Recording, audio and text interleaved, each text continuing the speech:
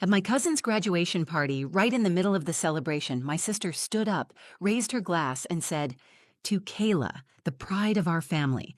Unlike some girls who drop out and chase dreams that don't pay bills, Kayla actually finished what she started." The crowd laughed, not loud, but loud enough. It wasn't just a joke, it was aimed at someone. My daughter, Zuri, was sitting beside me in a soft blue dress she had ironed 3 times before we left the house. Her hands were folded neatly in her lap, her eyes downcast. She didn't say a word. I watched her blink twice, hard, like she was willing the tears not to come. I looked across the yard. Balloons everywhere, gold banners that read, "You did it, Kayla." Fancy catered food, little champagne bottles with personalized tags. Doreen, the perfect older sister, the show-off, the nurse practitioner with the designer purse, was glowing like she was the one graduating. And then there was me, the divorced high school English teacher who parked a few blocks away because my car squealed too loudly when I hit the brakes. The mother of the girl who dropped out of MIT, but I wasn't ashamed of Zuri. I never have been. They didn't know what she'd been through. They didn't see her stay up for 36 hours straight, working on machine learning models that half her professors couldn't understand. They didn't hear the panic in her voice when she told me she needed to leave MIT not because she couldn't keep up, but because something didn't feel right. Because she wanted to build something real, not just chase degrees. But none of that mattered today. What mattered was the way they laughed, the way they acted like her story was already over. Then, as if the universe was tired of their smug little celebration, a black car pulled up outside the house. It wasn't flashy, just clean and sharp. Tinted windows, quiet engine. No one noticed at first, until the back door opened and a man in a dark gray suit stepped out. He didn't glance around or hesitate. He walked straight through the open gate, past the pergola, through the balloon arch, and right up to our table. Conversations fell quiet like someone had flipped a switch. He looked at Zuri. "Doctor." "Zuri Thompson?" Zuri lifted her head. Her expression didn't change. She stood slowly and nodded. "Yes," she said. The man gave a small, respectful nod and spoke again. "We're here on behalf of the Harvard AI Research Initiative. Congratulations, you're officially the youngest hire in the program's history. If you're ready, we'll escort you to the press conference." I don't remember breathing. I watched my sister's lips part, her glass tilting slightly in her hand. Someone let out a sharp gasp and Kayla froze mid-bite, fork still raised. Zuri tucked her curls behind one ear and looked at me. She didn't smile, but I saw it in her eyes. That unspoken message. "I told you I'd make it." Then she turned, gave the man a nod, and walked beside him toward the car. No explanations, no revenge speech, just quiet power. They laughed at her. They pitied her. They assumed they knew the end of her story, but they were wrong. They didn't even know what chapter she was on. The invitation came in a gold envelope with rose gold lettering. "You are cordially invited to celebrate Kayla Briggs' graduation from the University of Georgia." There was no warmth in it, just formality, as if it had been printed for show more than sincerity. I stared at it for a full day before RSPing. I knew what this party would be. A display, a parade of accomplishments, a perfectly curated moment for Doreen to show the world how flawlessly she'd done everything. Husband, career, daughter, house with a wraparound porch. Doreen had always been like that. Even when we were little, she was the one who made honor roll while I was cleaning up after Mom's shifts. She wore polished shoes and rolled her eyes when I forgot to brush Zuri's hair on the way to Sunday school. Still, I said yes. Zuri deserved to go. Not because she owed anyone an explanation, but because hiding would only confirm their suspicions. That something had gone wrong, that she had failed. When the day came, we got ready in silence. Zuri put on the dress I had bought her months ago during one of our rare mall trips. She ran a brush through her tight curls, parted them just off-center, and skipped the makeup. She looked young and soft and stronger than she gave herself credit for. I wore a navy blouse I hadn't touched since I interviewed for department head. I didn't get the job, but I kept the blouse. It reminded me that I was still trying. On the drive there, I watched her through the rearview mirror. Her eyes were focused out the window, locked on a world she didn't feel part of anymore. I wanted to say something comforting, something motherly and profound, but every phrase that came to mind felt too small, too late. So I just said, "You okay?" She nodded once. Fine. It wasn't fine, but I let it be. Doreen's house looked like something out of a magazine. White brick, flower beds so precise they didn't seem real, a custom banner stretching across the porch, cars lined both sides of the street. I parked around the corner so no one would hear my brakes squeal. Zuri got out without hesitation, her back straight, her face unreadable. Inside the backyard, it was everything I expected. String lights hung above white linen tables. There was a chocolate fountain and a champagne bar with flutes already half filled. Kayla stood near the center, surrounded by friends in sundresses and button-downs, laughing like nothing had ever been difficult in her life. Doreen spotted us and waved, but there was something tight in her smile. I walked toward her with Zuri beside me, holding my breath against whatever was coming. "You made it," Doreen said. "I wasn't sure you'd come." "We said we would," I replied, keeping my voice even. Her eyes shifted to Zuri. "And you look rested." "That's good. Sometimes rest is all someone needs when they're figuring things out." Zuri gave a polite smile but said nothing. I introduced Zuri to a few distant cousins she hadn't seen since she was a teenager. The conversations were light but layered with subtle tension. People said things like, "So what's next?" and "Still taking a break, huh?" as if she were stuck instead of evolving. There was music playing, something soft and jazzy, but it couldn't drown out the small, loaded remarks. I noticed how people looked at Kayla with admiration and at Zuri with quiet concern, like she was a cautionary tale whispered about at dinner tables. Every few minutes, I caught myself scanning the crowd, looking for escape routes or friendly faces. There weren't many, just people who used to know us who thought they still did. Zuri excused herself to get a soda and stayed near the food table, watching the speeches begin. I stayed back, arms crossed, pretending to listen as Doreen's husband toasted Kayla's brilliance and dedication. When Doreen stood to speak, I saw her look in our direction, not directly at Zuri, but near enough to draw attention. "Some kids just know what they want," she said, lifting her glass. "They don't flinch. They stay the course. They finish what they start." It wasn't subtle. It was a warning shot, a performance disguised as a compliment. Zuri didn't react. She just took a sip from her cup and looked out over the crowd. I saw the flicker in her expression. It wasn't anger. It wasn't hurt. It was something quieter, something that settled deep. That was the moment I realized we weren't just attending a graduation party. We were walking through a battlefield. Doreen always knew how to aim a knife without raising her voice. Her words sliced clean and fast, hidden behind polite tones and fake concern. She never needed to yell to humiliate someone, especially not me, and definitely not Zuri. The party carried on after the toasts. People milled about, refilling plates with shrimp skewers and slices of lemon cake. The DJ played soft R&B from a corner under a white canopy. I stayed close to Zuri, not hovering, but near enough that she wouldn't feel completely alone. She sat quietly at a table near the edge of the yard, shaded by a big magnolia tree. Her hands rested in her lap, her eyes scanning the grass, detached from the celebration swirling around her. Every now and then, someone would stop by and ask a question they didn't really want the answer to. "So, Zuri, what are you doing now?" "Oh, taking a little break." "That's good, you've got time. Kayla already has her internship lined up, but everyone's on their own journey, right?" She answered with simple nods or half smiles.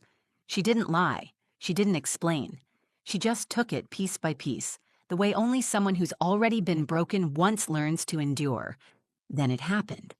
Doreen came to the center of the yard holding a glass of champagne and cleared her throat.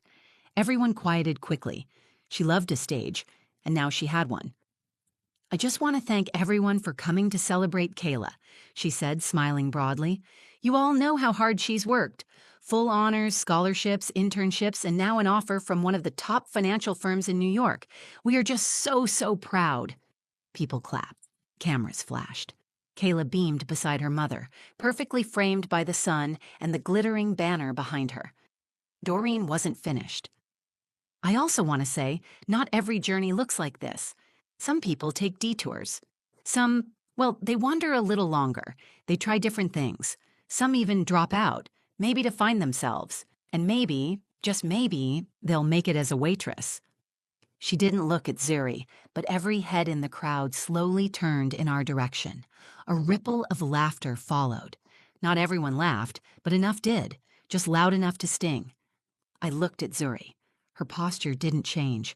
Her hands were still folded, her back still straight. But I saw her chin tighten. Her eyes dropped to her lap. She blinked twice. That was it. She didn't cry, she didn't walk out. She sat there and absorbed every ounce of that moment. Something inside me broke. I stood halfway, caught between comfort and confrontation, unsure which would protect her more. My instinct screamed to yell, to shame Doreen the way she had just shamed my daughter. But Zuri reached under the table and gently touched my arm just once, and that stopped me. It was her way of saying, "Don't." Not because she wasn't hurt, but because she didn't want to give them anything else to talk about. So I sat down. Around us, the chatter started up again. The insult had already been buried beneath compliments and party photos. People moved on, but I didn't. I couldn't. I watched Zuri carefully. Her face stayed calm, but I knew better.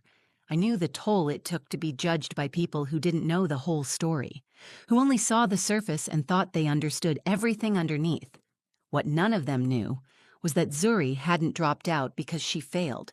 She left MIT after receiving offers from multiple research labs, not because she couldn't handle the workload, but because she wanted more than a name-brand education. She was working with real data, consulting with tech companies on ethical AI development, and writing papers that professors had begun citing. But she hadn't told anyone that yet, not because she was hiding, but because she didn't need their approval to validate her worth. Still, no mother wants to see her child ridiculed, especially not by family. Doreen walked past us a few minutes later and leaned down just enough to whisper, "No hard feelings, sis. We're just having fun." I stared at her. I didn't blink. I didn't nod. I didn't give her the satisfaction of a reaction, because I knew something she didn't. The truth was coming, and it was about to arrive right at her perfect little party. Zuri didn't flinch. That was what struck me most. After Doreen's insult, after the laughter, after the sideways glances and whispered remarks, she didn't storm off. She didn't defend herself. She didn't even look angry. She just sat there, her hands still resting in her lap, her eyes quiet and fixed on something far away. But I could feel it. Something shifted in her. It wasn't dramatic or visible to anyone else, but I felt it like a change in air pressure.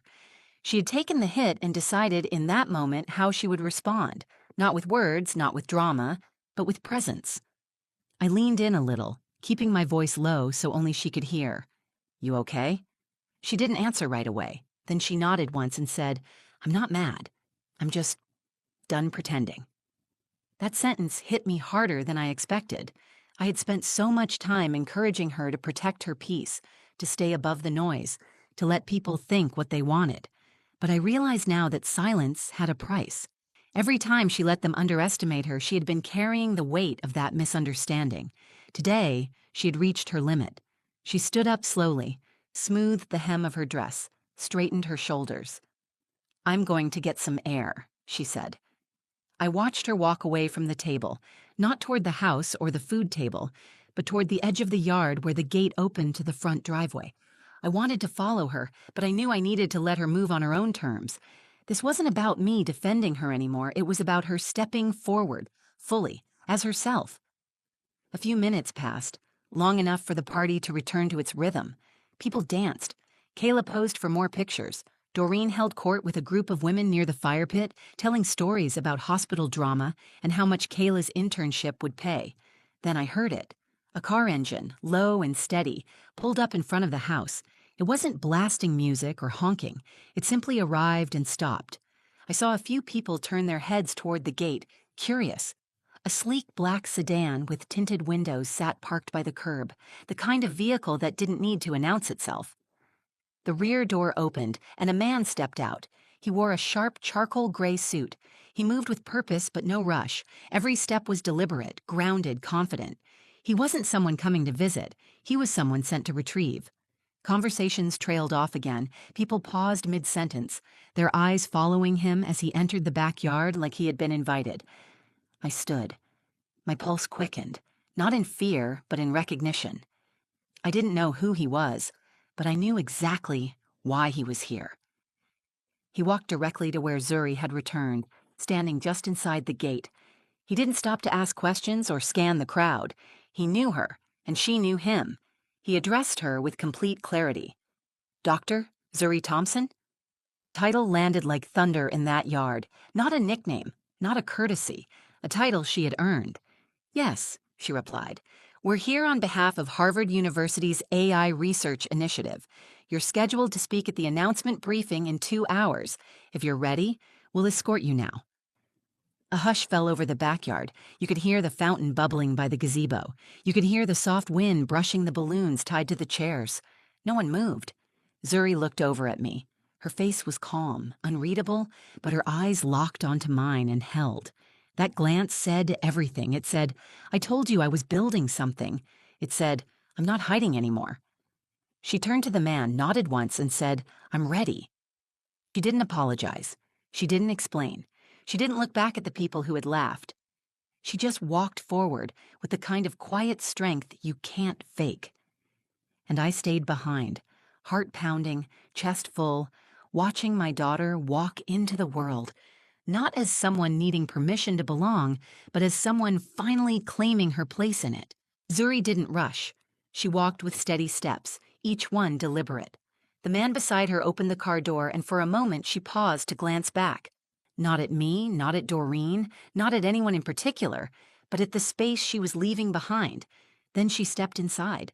The car pulled away without drama, just the low hum of the engine and the crunch of tires on gravel, and that was it.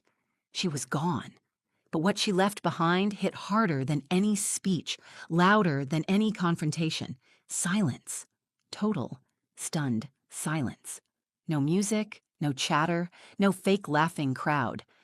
I stood still, my hands gripping the edge of the table in front of me. People stared at the driveway like they expected the car to circle back. Doreen's mouth was half open, her glass frozen mid-air. Kayla stood next to her, confused and unsure whether she was still the center of attention.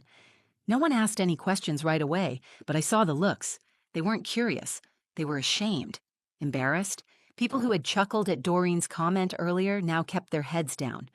One woman, a cousin I hadn't spoken to in years, walked past and mumbled, "That was impressive," before disappearing behind the drink table. Doreen recovered first, of course. She laughed a little, forced and high-pitched, and said, "Well, I guess she didn't tell us she was going to give TED Talks now, or whatever that was." She looked at me, trying to regain control of the story. "You knew about that, didn't you? Why wouldn't you say something?" I looked her right in the eyes, because she didn't need to prove anything to you. I didn't raise my voice. I didn't need to. "I'm her mother," I added, "not her press agent." Doreen's face tightened. That perfect mask of superiority slipped just for a moment. She opened her mouth like she might defend herself, but no words came. She turned away and pretended to fix the straps on a cooler, but the moment was already out of her hands. I sat back down and took a sip of water. Across the yard, people were starting to talk again, but the tone had changed. There was no more smugness, no backhanded compliments or cheap shots. What lingered now was the memory of that title, Dr. Zuri Thompson, spoken by a man in a suit who didn't smile or soften the words. He had delivered them like a fact because that's exactly what they were. A few minutes later, my phone buzzed, a message from Zuri. "Heading to the campus center now. Just wanted to say thank you for being there today. I didn't realize how much I needed you until I saw your face when he said my name." I stared at that message for a while. Not because I was surprised, but because I was proud beyond what words could hold. I didn't raise her to chase validation. I didn't raise her to fit into small expectations. I raised her to think deeply, to move with intention, to be brave in rooms that weren't built to hold her voice. And today, she had stood in the very space where people once doubted her and reminded them who she really was. I watched Kayla gather with her friends again. She smiled for a few photos, but there was a stiffness in her posture now, like she couldn't quite relax. The celebration continued, but something about it had changed. It was no longer the only story in the room. The contrast was impossible to ignore. Zuri didn't wear a cap and gown that day. She didn't get handed a diploma in front of her family. She didn't receive a round of applause from a crowd trained to cheer on the expected. But she got something better. Recognition. Real, earned, undeniable recognition from people who mattered and in front of people who didn't think she deserved it. That's what made the moment powerful. Not the surprise, not the car, not the title. The power came from the truth that had been quietly waiting to arrive, and when it didn't need to shout. It simply stood tall, said her name, and changed everything. After the car pulled away, the party didn't end right away, but it felt like it had. People tried to ease back into small talk. They hovered near the food tables, laughed a little too loudly, clapped along with the music, but the air had shifted. The performance was over. Whatever act people had been putting on, whether pride, pity, or indifference, it was no longer enough to cover what they had just witnessed. Zuri was gone, but the truth of who she was had stayed behind. I sat quietly, my plate untouched, watching the conversations unfold. No one came to speak to me directly at first. They didn't know what to say. Most of them had spent the last hour treating my daughter like a failure. Now they didn't know how to rewrite the script fast enough to keep up with reality. Eventually, a few came over. A cousin I hadn't spoken to in years placed a hand on my shoulder and said, "Your girl's something special." Another man, one of Doreen's in-laws, nodded and said, "You should be proud." I just thanked them, calmly, without pretending any of it mattered more than the truth we already knew. Doreen avoided me for the rest of the party. She stayed near Kayla, who was trying to smile through the weight of no longer being the brightest light in the room. It wasn't her fault. Kayla had done the work. She had earned her moment. But what Doreen never understood was that success doesn't shine brighter by casting shadows on someone else. Zuri didn't need to compete. She didn't need to impress anyone. She had already built something more valuable than applause. She had built resilience. When we got home that night, I found her bedroom door cracked open and her desk light still on. She wasn't there, but her laptop was open, and her notebook sat beside it. A page of sketches and equations was half filled, a pen resting across the paper like she had just stepped away for a minute. That's how I knew this wasn't the end of a story. It was the middle of something still growing. She called me that night from the university center. Her voice was light, steady, even a little amused. They asked if I wanted to go over the press release. I said no. I want the work to speak first. I smiled. I'm proud of you. There was a short pause before she replied, I know. It wasn't arrogant. It was confident. She said it like someone who had earned it, like someone who finally believed it. In the days that followed, the news began to spread. A few people from the party reached out, pretending they had always known she was gifted. One even asked if Zuri would talk to their niece about coding programs. I forwarded the message without comment. Zuri replied politely. She had nothing to prove and nothing to settle. That's the difference between a point made and a point proven. I thought about Doreen. I don't know if she ever admitted to herself what she did that day. Maybe she told herself it was a joke. Maybe she convinced herself it wasn't personal. But I don't need an apology. Because the moment that car pulled up and that man said her name, Zuri got everything Doreen could never take away from her again. Not acceptance, not validation, respect, real, earned respect. And I learned something too. As a mother, you fight so hard to protect your child from pain, but there comes a moment when protection becomes permission to rise, to speak, to walk into the room as themselves and stop apologizing for their path. That day, I didn't defend Zuri. I didn't interrupt. I didn't try to rewrite the story. I just stood still and let her own it. And she did. So let them laugh. Let them gossip. Let them draw conclusions before the story is finished. Because when the truth arrives, it doesn't ask for applause. It simply walks in, says your name, and waits for you to rise. And my daughter rose. That day taught me something I won't forget. Not every victory is loud. Not every triumph comes with cheers. Some of the most powerful moments are quiet. A girl standing up after being dismissed, a car pulling up at the exact right time, a name spoken with the respect it always deserved. If this story reminded you of someone you believe in, someone who's been doubted, underestimated, or laughed at, I hope you share this with them. Let them know their story isn't over. Let them know their moment is coming. And if this meant something to you, if it hit close to home, please like the video, share it with someone who needs to hear it, and leave a comment below. I read every single one. And don't forget to subscribe to the channel for more real stories like this. Stories about strength, truth, and the quiet moments that change everything. Thanks for being here. I'll see you in the next story.